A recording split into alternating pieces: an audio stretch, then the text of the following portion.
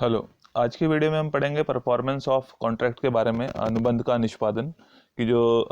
Contracts हैं उनकी performance या निष्पादन से क्या मतलब है और कैसे की जाती है और किन किन तरीकों से वो हो सकती है और कब वो उसको लीगल माना जाता है। तो उसके बारे में आज की वीडियो में हमने पढ़ना है। तो जैसे आपको पता है कि कॉन्ट्रैक्ट में क्या होता है कि ऑफर एंड एक्सेप्टेंस, ऑफर दिया जाएगा फिर उसको एक्सेप्ट किया जाएगा और when an offer is accepted that it becomes promise, कि जब वो ऑफर एक्सेप्ट हो जाता है तो वो प्रॉमिस बन जाता है। तो जो पार्टीज हैं कॉन्ट्रैक्ट की, उन दोनों की ड्यूटी बनती है कि वो अपने अपने प्रोमिस को पूरा करें। तो जब वो पार्टीज जो हैं अपने प्रोमिस को पूरा कर देते हैं तब कहा जाता है कि वो जो कॉन्ट्रैक्ट है दैट हैज़ बीन परफॉर्म्ड, कि वो कॉन्ट्रैक्ट जो है वो परफॉर्म हो गया या अनुबंध का उसका निष्पादन हो गया,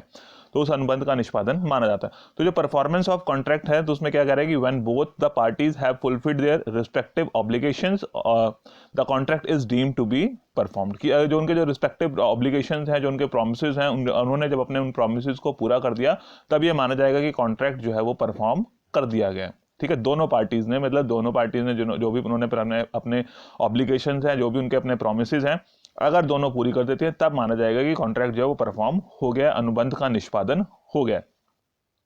तो इसके बारे में सेक्शन 37 38 में कुछ कुछ बताया गया है, तो वो देख लेते हैं क्या क्या बताया गया है। The journal rule under section 37 of Indian contract act about performance states, की जो है सेक्शन 37 में जो है वो परफॉर्मेंस के बारे में क्या कहा गया, that the parties to a contract must either perform or offer to perform, की दोनों चीजें ले रहा है कि या तो उसने अपना परफॉर्म कर दिया है या फिर परफॉर्म करने के लिए ऑफर किया है कि मैं ये परफॉर्म करना चाह रहा हूं या मैं परफॉर्म करने के लिए तैयार हूं। देयर रिस्पेक्टिव प्रोमिसेस, कि अपने जो रिस्पेक्टिव प्रोमिसेस हैं पार्टीज के, उन्होंने या तो उनको परफॉर्म कर दिया है या ऑफर किया है परफॉर्म करने के लिए,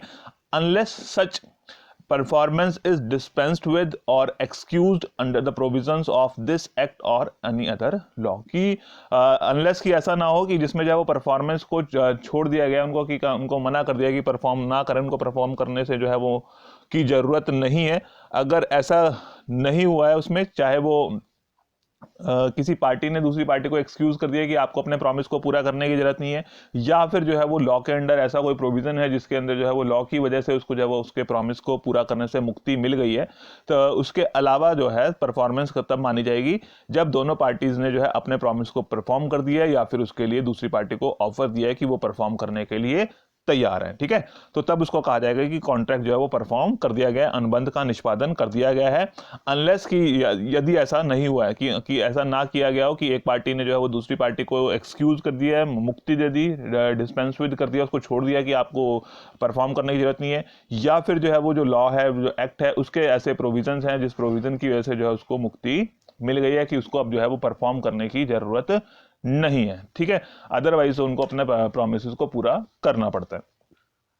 साथ ही जो है इसके बारे में सेक्शन 38 में क्या कह रहा है कि ऑफर ऑफ परफॉर्मेंस की, जिसमें हम कह रहे हैं ना कि एक तो परफॉर्म कर दिया, कि उसने कहा कि एक्चुअल में कि मैं आपको जो है वो इतने रुपए दूंगा, उसके बदले में आप मुझे इतना सामान देंगे, तो उसने अपने रुपए दे दिए, दूसरे वाले ने सामान दे दिया, वो तो एक्चुअल परफॉर्मेंस होगी कि उसने जो है वो एक्चुअल में अपने काम को, अपने प्रॉमिस को पूरा कर दिया। ऑफर ऑफ परफॉर्मेंस की, उसने जो है वो परफॉर्म करने की कोशिश की है, तो उसको बोलते हैं, या उसको जो है वो बताया कि मैं परफॉर्म करने के लिए तैयार हूं, that is offer of performance. उसके बारे में क्या कहा गया, where the promisor offers to perform his obligation under the contract at the proper time and proper place, but the promisee does not accept the performance the tender has said to be made, कि अगर जो है मान लो उसने offer दे दिया और offer जो है उसने रीजनेबल टाइम रीजनेबल प्लेस पे जो है वो प्रॉपर टाइम प्रॉपर प्लेस पे जो है वो जो भी उनकी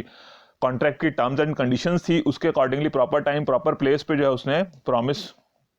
को पूरा करने के लिए ऑफर दिया है, और बट दूसरी पार्टी ने, प्रोमिसी ने जो है उस परफॉर्मेंस को एक्सेप्ट करने से मना कर दिया, तब भी ये माना जाएगा कि the tender has been made. तो टेंडर का मतलब होता है ऑफर ऑफ परफॉर्मेंस की, जो हम जो ऑफर ऑफ परफॉर्मेंस की बात कर रहे हैं उसको हम टेंडर भी बोलते हैं, लीगल टर्म जो है उसके लिए टेंडर बोली जाती है। तो tender means offer of performance या अटेम्प्टेड परफॉर्मेंस। ठीक है, टेंडर मींस अटेम्प्टेड परफॉर्मेंस और ऑफर ऑफ परफॉर्मेंस, उसको जो है हम लीगल टर्म में जो है वो टेंडर बोला जाता है। तो और सेक्शन 38 में ही कहा गया है कि अगर रिफ्यूजल टू एक्सेप्ट टेंडर, कि अगर जो है उसने पार्टी ने, प्रोमिसी ने जो है वो टेंडर एक्सेप्ट करने से मना कर दिया, तब क्या होगा, where the promiser has made an has made an offer of performance but the promisee does not accept it, कि प्रोमिजर ने जो है वो, ये has a HAS has a, तो प्रोमिजर ने जो है वो ऑफर दिया है परफॉर्मेंस का, बट प्रोमिजी ने उसको एक्सेप्ट नहीं किया। And the promiser is not responsible for non performance, की जो प्रोमिजर है जिसने ऑफर दिया था और उसने जो है वो रीजनेबल टाइम रीजनेबल प्लेस पर जो है उसको परफॉर्म करने के लिए जो है वो ऑफर दिया था, बट प्रोमिजी ने उसको एक्सेप्ट नहीं किया है, तो promiser is not responsible for non performance. तो ऐसा नहीं कहा जाएगा कि उसने जो है अनुबंध का निष्पादन नहीं किया तो उसके जो है वो नॉन परफॉर्मेंस के लिए उसकी कोई रिस्पॉन्सिबिलिटी नहीं है, कोई दायित्व उसका नहीं बनेगा। No does he hereby lose his right under the contract, और ना ही जो है उसका कोई जो है जो कॉन्ट्रैक्ट के अंदर जो उसका राइट बनता है, जो उसका अधिकार बनता है, वो भी जो उसका खत्म नहीं होगा, वो उसका एज इट इज बना रहेगा। ठीक है, तो तीन चीजें आपको क्लियर होगी कि परफॉर्मेंस का मतलब कि जिसमें जो है वो पहली वाली पार्टी जो है या तो अपने प्रॉमिस को पूरा करती है या प्रॉमिस को पूरा करने के लिए जो है वो ऑफर देती है, अनलेस कि उसको दूसरी पार्टी ने मना ना कर दिया हो या लॉ के प्रोविजन के अंडर जो है उसको मुक्ति ना मिल गई हो, तब उसको जो है कहा जाएगा कि कॉन्ट्रैक्ट जो है वो परफॉर्म कर दिया गया है। और उसमें जो है वो ऑफर ऑफ परफॉर्मेंस के लिए क्या है कि it should be at proper time proper place पे होनी चाहिए, और अगर वो प्रॉपर टाइम प्रॉपर प्लेस पे है और उसमें वो जो है प्रोमिसी एक्सेप्ट नहीं भी करता है, तब भी जो है उसको एक वैलिड टेंडर लीगल टेंडर जो है वो माना जाएगा। टेंडर का मतलब है ऑफर ऑफ परफॉर्मेंस, यहाँ पे टेंडर का मतलब जो है वो ऑफर ऑफ परफॉर्मेंस है या अटेम्प्टेड परफॉर्मेंस है, उसने परफॉर्म करने के लिए अटेम्प्ट किया है। और अगर जो है उसने जो है वो रीजनेबल टाइम रीजनेबल प्लेस यानी कि प्रॉपर टाइम प्रॉपर प्लेस पे जो है वो टेंडर किया है और उसके बावजूद भी अगर प्रोमिसी एक्सेप्ट नहीं करता तो प्रोमिसर की कोई रिस्पॉन्सिबिलिटी नहीं है नॉन परफॉर्मेंस के लिए, और जो है उसका कोई भी राइट जो है वो कॉन्ट्रैक्ट में से खत्म नहीं होता है। ठीक है, तो इससे जो है जो सेक्शन 37 जो है उससे कुछ चीज़ें आपको क्लियर हो गई होंगी कि उसमें जो है वो दो बातें आती हैं परफॉर्मेंस के बारे में। एक तो होती है उसकी एक्चुअल परफॉर्मेंस और दूसरा है अटेम्प्टेड परफॉर्मेंस या उसको ऑफर ऑफ परफॉर्मेंस या फिर जो है वो टेंडर भी बोल देते हैं। ठीक है, कि उसको जो है या तो उसने एक्चुअल में उसको परफॉर्म किया है या फिर जो है उसने उसके लिए अटेम्प्ट किया है कि उसने कोशिश की है, और या उसको हम बोलते हैं हिंदी में प्रस्तावित निष्पादन अटेम्प्टेड परफॉर्मेंस या ऑफर ऑफ परफॉर्मेंस या उसको टेंडर भी बोल दिया था। तो दोनों चीजें जो है उसके दोनों तरीके से जो है वो कॉन्ट्रैक्ट की परफॉर्मेंस हो सकती है, कॉन्ट्रैक्ट जो है वो फुलफिल किया जा सकता है एक्चुअल परफॉर्मेंस के थ्रू अटेम्प्टेड परफॉर्मेंस के थ्रू। तो एक्चुअल का मतलब कि उन्होंने अपने प्रॉमिस को एक्चुअली जो है वो पूरा कर दिया है, और अटेम्प्टेड में उन्होंने कोशिश की है उसको प्रॉमिस को पूरा करने के लिए, ऑफर दिया है, बताया है कि वो तैयार है उसको करने के लिए। ठीक है, तो दो मेथड्स हैं जिससे जो है वो कॉन्ट्रैक्ट को परफॉर्म किया जा सकता है। Then essentials of a valid tender की अब बात आ गई कि एक्चुअल में तो जिसने मान लो उनका जो है परफॉर्मेंस की बात थी एक्चुअल में कि ए ने सामान देना था, बी ने जो है उसके बदले में पैसे देने थे, ए ने सामान दे दिया, बी ने पैसे दे दिए, उनकी एक्चुअल परफॉर्मेंस होगी। बट ए ने जो है वो सामान देने के लिए भेज दिया अपना सामान, बट बी ने उसको एक्सेप्ट नहीं किया, रीजनेबल टाइम रीजनेबल प्लेस पे उसने सामान भेजा बट बी ने उसको एक्सेप्ट नहीं किया, तो उसको कहेंगे कि वो उसने अपना टेंडर कर दिया, उसने अपनी परफॉर्मेंस को अटेम्प्ट कर दिया। तो एक जो एसेंशियल्स है वैलिड टेंडर के लिए कि कब कहा जाएगा कि टेंडर जो है वो जो परफॉर्मेंस उसने दी है वो एक वैलिड टेंडर है, यानी कि उसकी तरफ से मान लिया जाएगा कि उसने परफॉर्म करने की कोशिश की थी। तो वो एक वैलिड टेंडर के लिए क्या क्या कंडीशंस हैं। तो पहली कंडीशन है that tender must B unconditional, की पहली बात है कि अनकंडीशनल होना चाहिए। अनकंडीशनल का मतलब कि उसमें आप अपनी तरफ से कोई भी कंडीशन नहीं लगाएंगे। जो कंडीशन टर्म एंड कंडीशन जो भी टर्म एंड कंडीशन जो है वो कॉन्ट्रैक्ट में कही गई है, सिर्फ उन्हीं टर्म्स एंड कंडीशन के बेसिस पर जो है वो टेंडर किया जाना चाहिए, वो परफॉर्मेंस दी जानी चाहिए। अगर उसमें आपने अपनी तरफ से कोई कंडीशन लगा दी है तब उसको जो कहेंगे कि वो जो है कंडीशनल टेंडर हो गया और वो एक वैलिड टेंडर नहीं रहेगा। तो टेंडर मस्ट बी अनकंडीशनल। तो जैसे फॉर एग्जांपल कि ए ने जो है वो बी से उधार लिया हुआ था, ए ने जो है वो बी से उधार लिया हुआ था और ए कहता है कि जी मैं आपके पैसे लौटा दूंगा बट आप उसके बदले में मेरे ब्रदर इन लॉ को जो है वो उधार में सामान दे दो। तो उसने कंडीशन लगा दी जो कि कॉन्ट्रैक्ट का पार्ट नहीं थी, कि उसने उधार लिया हुआ था, उधार लेते हुए टाइम पे कोई ऐसी कंडीशन नहीं थी, बट वो कहता है कि मैं आपका उधार चुका दूंगा बट उसके बदले में आप मेरे जो है वो ब्रदर इन लॉ को जो है वो उधार में सामान दे दो। तो इस तरह से जो वो जो टेंडर है that will not be a valid tender, क्योंकि उसमें जो उसने कंडीशन लगा दी। तो इट मस्ट बी अनकंडीशनल, कि बिना किसी कंडीशन के जो है वो टेंडर किया जाना चाहिए, वो परफॉर्मेंस जो है वो बिना किसी कंडीशन के परफॉर्म की जानी चाहिए। The tender must be for the whole quantity और द होल ऑब्लिगेशन, की जो है जितने भी आपने जो है जितने भी आपकी ऑब्लिगेशन बनती है पूरी ऑब्लिगेशन यानी कि पूरी क्वांटिटी के लिए जो है वो टेंडर किया जाना चाहिए। फॉर एग्जांपल कि आपने जो है किसी से 5,000 रुपए उधार लिए हैं, तो 5,000 रुपए उधार लिए हैं तो उसका मतलब है कि आपने उसको 5,000 रुपए देने हैं। अगर आप 5,000 रुपए की जगह उसको कहते हैं कि 1,000 रुपए रख लो, बाकी के मैं पैसे बाद में दे दूंगा, तो अगर वो पर्सन जो है मना कर देता है कि मुझे नहीं 1,000 रुपए चाहिए, मुझे तो 5,000 रुपए ही चाहिए इकट्ठे, तो वो उसको रिजेक्ट कर सकता है कि वो वैलिड टेंडर नहीं है। तो it must be in whole quantity, की जो भी उसका पूर्ण निष्पादन होना चाहिए। पूरी क्वांटिटी का मतलब है कि पूर्ण निष्पादन एक साथ ही होना चाहिए, और उसको जो है वो आप इंस्टॉलमेंट्स में नहीं कर सकते, कि जो है उसकी जो ऑब्लिगेशन जो बनती है पूरी की पूरी कंप्लीट ऑब्लिगेशन जो है उसकी एक साथ होनी चाहिए। तो अगर आपने 5,000 का उधार लिया है तो दैट मीन्स कि आपको 5,000 रुपये ही वापस करने हैं। आप ये नहीं कह सकते कि जी मैंने तो उसको 1,000 रुपये दिए थे बट उसने लिए नहीं, तो वो जो है वो वैलिड टेंडर नहीं माना जाएगा। तो it should be for whole quantity. हाँ, उसकी अपनी इच्छा है कि अगर वो चाहे तो उसको एक्सेप्ट कर सकता है, कि अगर जो है वो जैसे 5,000 के में 1,000 रुपये एक्सेप्ट कर लेता है तो बाकी के 4,000 जो है वो उसको बाद में मिल जाए, तो वो अगर चाहे तो एक्सेप्ट कर सकता है। बट अगर जो है उसको एक वैलिड टेंडर नहीं माना जाएगा अगर वो उसको रिजेक्ट कर देता है, कि उसने जो है वो पूरी क्वांटिटी पूरा जो है उधार वापस करने के लिए ऑफर नहीं दिया था या कोशिश नहीं की थी, तो उसको जो है वो वैलिड टेंडर की कैटेगरी में काउंट नहीं किया जाएगा। तो it should be for whole quantity. Then tender must be made at the proper time and proper place. जो प्रस्ताव है निर्धारित या उचित समय और स्थान पर होना चाहिए, कि जो उसके लिए जो भी प्रॉपर टाइम प्रॉपर प्लेस है, तो अगर उन्होंने कॉन्ट्रैक्ट में जो है वो डिफाइन किया है कि किस टाइम किस प्लेस पर जो है उसकी परफॉर्मेंस होनी है, तो उसी टाइम पर उसी जगह पर होनी चाहिए। बट इन केस की अगर मेंशन नहीं किया गया तो then it should be at reasonable time and proper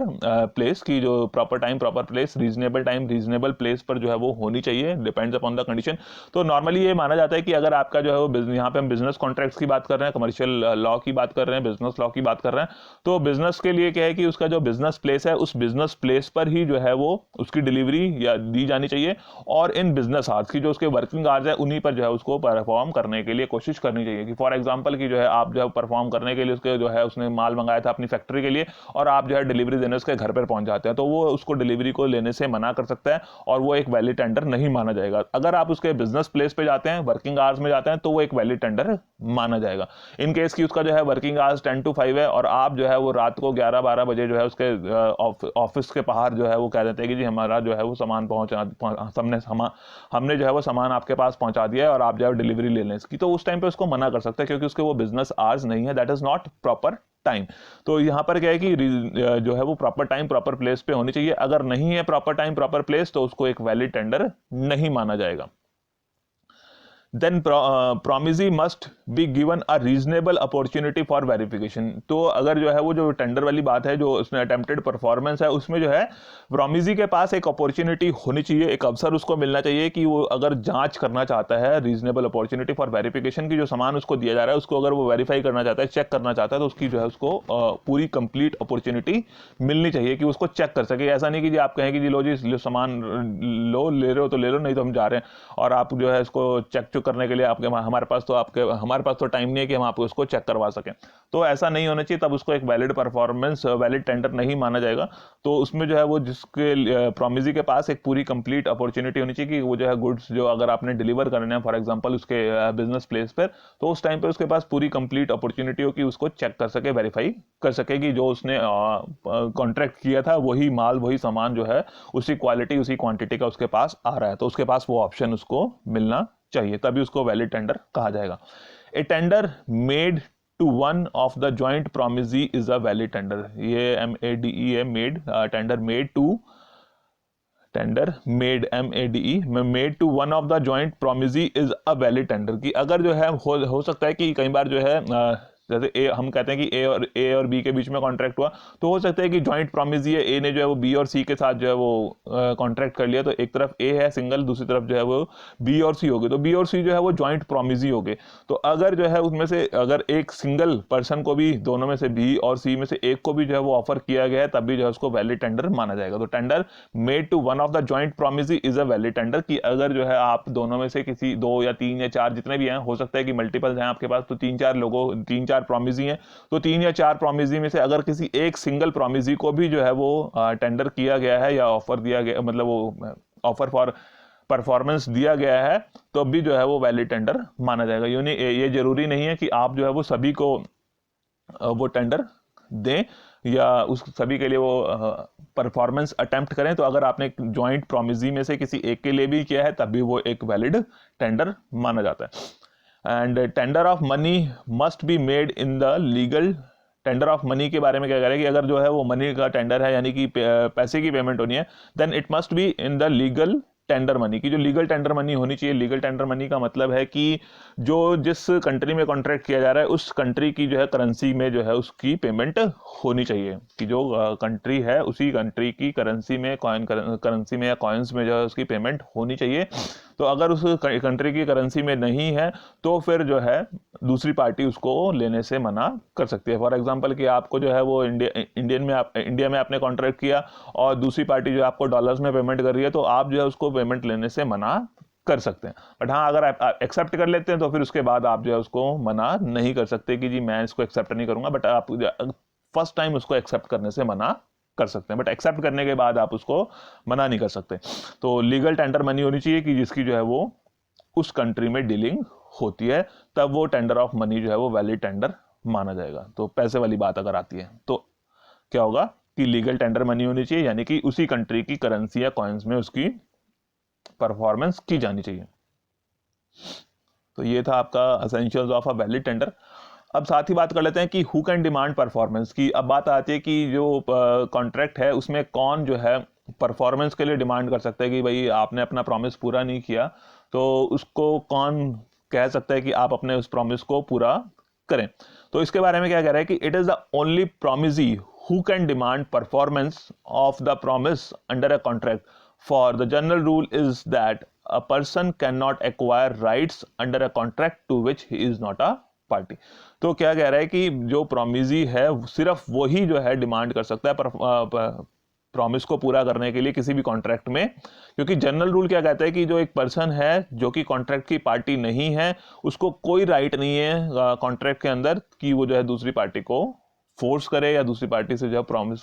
को पूरा करने के लिए उसको परफॉर्म करने के लिए डिमांड करे। तो यानी कि जरूरी है कि वो कॉन्ट्रैक्ट की पार्टी होनी चाहिए, यानी कि सिर्फ और सिर्फ जो है वो प्रॉमिसी ही डिमांड कर सकता है प्रॉमिस को पूरा करवाने के लिए, क्योंकि जो थर्ड पार्टी है वो थर्ड पार्टी क्योंकि कॉन्ट्रैक्ट का हिस्सा नहीं है, जो कि कॉन्ट्रैक्ट का हिस्सा नहीं है, कह रहे हैं ना कि जो a person can not acquire rights under a contract to which he is not a party. तो जिस कॉन्ट्रैक्ट में वो हिस्सा ही नहीं है, जिस कॉन्ट्रैक्ट की वो एक पार्टी नहीं है, उसको कोई भी राइट इसमें नहीं मिलता, तो यानी कि वो दूसरी पार्टी को परफॉर्म करने के लिए demand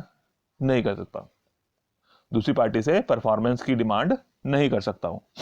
then in case of the death of the promisee, की इन केस की हो जाता है कि जो पार्टी है जो प्रॉमिसी है उसकी जो है वो डेथ हो जाती है, then his legal representatives are entitled to enforce the performance of the contract against the promisor. कि इन केस की अगर जो है वो प्रॉमिसी की डेथ हो जाती है तब उस केस में जो उसके लीगल रिप्रेजेंटेटिव्स हैं तब उनको जो है वो राइट मिल जाता है कि वो प्रॉमिसर को जो है वो एनफोर्स कर सकते हैं कि वो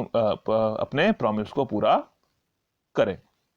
तो प्रॉमिसर से परफॉर्मेंस पूरा करवाने का अधिकार जो है प्रॉमिसी के लीगल रिप्रेजेंटेटिव्स को मिल सकता है, but in case of death of the promisee. Otherwise जो है वो प्रॉमिसी के पास ही राइट है कि वो जो है वो परफॉर्मेंस के लिए डिमांड कर सकता है कि जो है प्रॉमिसर को बोल सकता है कि आप अपने प्रॉमिस को पूरा करें, उसके अलावा किसी थर्ड पार्टी को राइट नहीं है।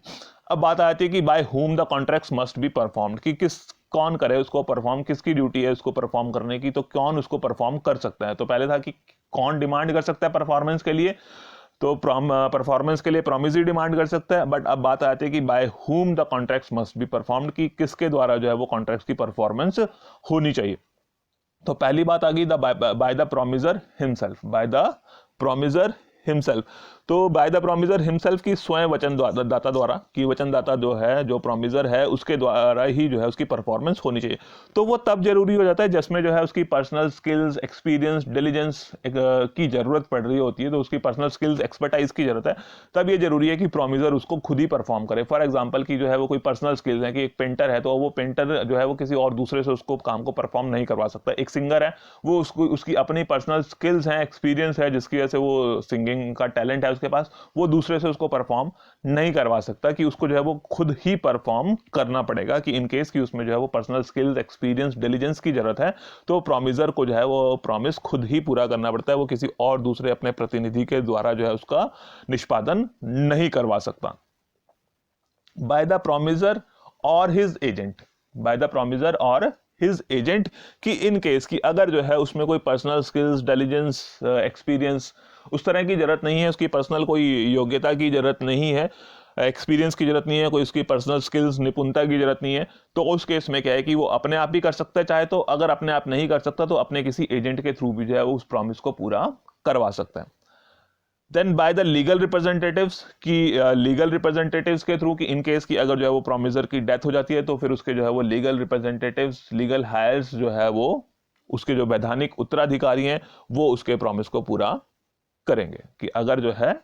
डेथ हो जाती है प्रॉमिसर की, तो प्रॉमिसर की जगह जो है उसके लीगल रिप्रेजेंटेटिव्स, लीगल हायर्स, उसके वैधानिक उत्तराधिकारी जो हैं वो उसके प्रॉमिस को पूरा करेंगे, क्योंकि जो भी उसकी प्रॉपर्टीज हैं वो उसके लीगल रिप्रेजेंटेटिव्स यानी कि जो वैधानिक उत्तराधिकारी हैं उनको मिलती है, तो जो उसकी ऑब्लिगेशंस बनती हैं वो भी उसके वैधानिक उत्तराधिकारी ही पूरी करेंगे। Then performance by a third person की, जो है अगर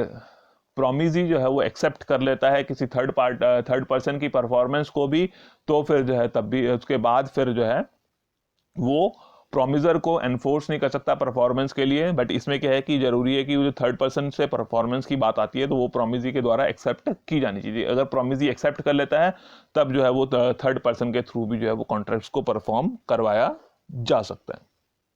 बट उस थर्ड पार्टी की परफॉर्मेंस को एक्सेप्ट करने के लिए जो है प्रॉमिजी बाध्य नहीं है, उस वो बाउंड नहीं है कि उसकी परफॉर्मेंस को वो एक्सेप्ट करे। बट एक्सेप्ट कर लेता है तो ठीक है, वो कॉन्ट्रैक्ट जो है वो परफॉर्म्ड माना जाएगा और बाद में जो है वो प्रॉमिसर से उसको एनफोर्स नहीं करवा पाएगा। देन साथ ही बात कर लेते हैं जॉइंट प्रोमिसेस के बारे में। जॉइंट प्रोमिसेस का मतलब होता है कि जब जो है एक से ज्यादा पार्टीज जो है वो कॉन्ट्रैक्ट में एंटर्ड हैं। जॉइंट प्रोमिसेस कि जब एक से ज्यादा पार्टीज जो है वो कॉन्ट्रैक्ट में हैं, फॉर एग्जांपल कि प्रोमिसर भी ज्यादा है, प्रोमिजी भी ज्यादा है। प्रोमिसर ज्यादा है कि ए और बी ने मिलकर सी और डी के साथ कॉन्ट्रैक्ट कर लिया, ए और बी ने मिलकर सी डी ई के साथ कॉन्ट्रैक्ट कर लिया, तो जो है वो जॉइंट प्रोमिसेस हो गए। तो जॉइंट प्रोमिसेस उन्होंने आपस में एक दूसरे के साथ कर लिए, तो उस केस में जो है उनकी राइट्स और ड्यूटीज या लाइबिलिटीज कैसे